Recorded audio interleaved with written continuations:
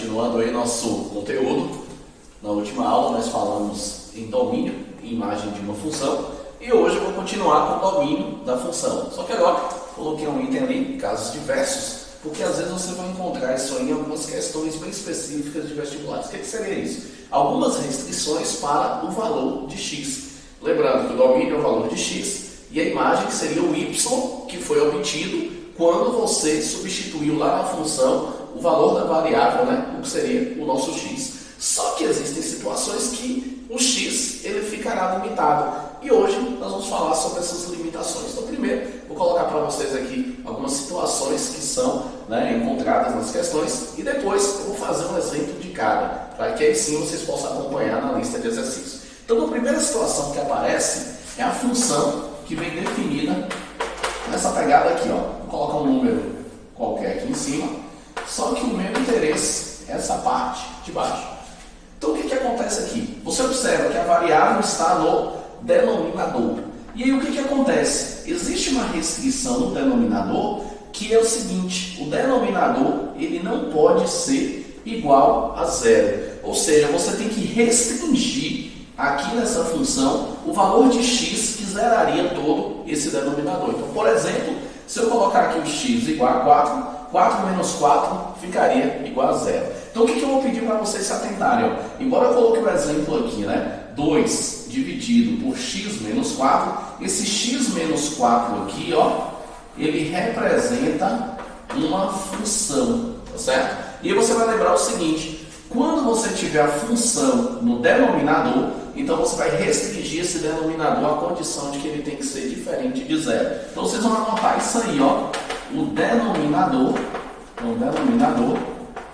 ele tem que ser diferente de zero. Essa é a situação inicial, mais simples de ser resolvida.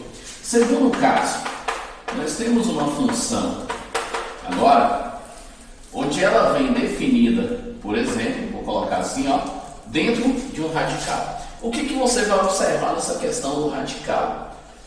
O índice desse radical.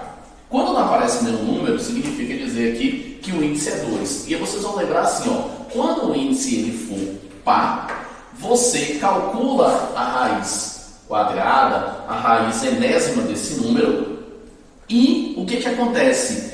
Essa parte de dentro, o que seria o radicando, ele não pode ser menor do que zero. Então, o que você vai observar? Ó, essa parte aqui vai ser a nossa função. Então, qual vai ser a condição básica que eu tenho aqui? Como a função está dentro do radical, você vai escrever isso aqui, ó.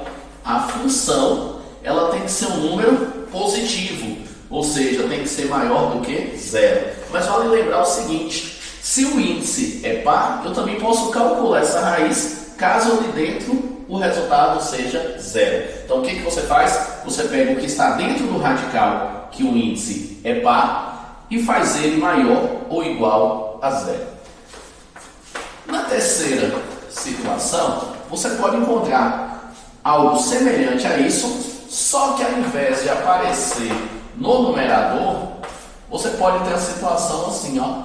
Então, vou utilizar até o mesmo radicando. O que muda agora? Vocês vão lembrar que quando você trabalha com o denominador, eu tenho que restringir o zero. Como a raiz aqui ela é de índice par, então o que você vai lembrar? Ó, aqui dentro é o nosso fx. Então o que você faz? O fx ele tem que ser positivo. E aí, se ele é positivo, ele fica maior do que zero. Então, fazendo só uma diferenciação aqui para vocês poderem arrebentar. Então, recapitulando, nessas duas, o que elas têm em comum? O índice da raiz, que é par. Então, quando aparecer no numerador, maior ou igual a zero. Quando for no denominador, maior do que zero. E uma situação comum, às vezes, de aparecer, mas tu pode encontrar em exercícios de aplicação, nas diversas listas que vocês resolvem por aí, que é uma raiz. O mais comum é aparecer aqui, ó, o índice 3. Mas aí eu gostaria que vocês lembrassem, quando aparecer índice ímpar, não importa o número que estiver por aqui. Então, vou colocar, ó, 2x mais 1, por exemplo. Você vai observar isso aqui, ó.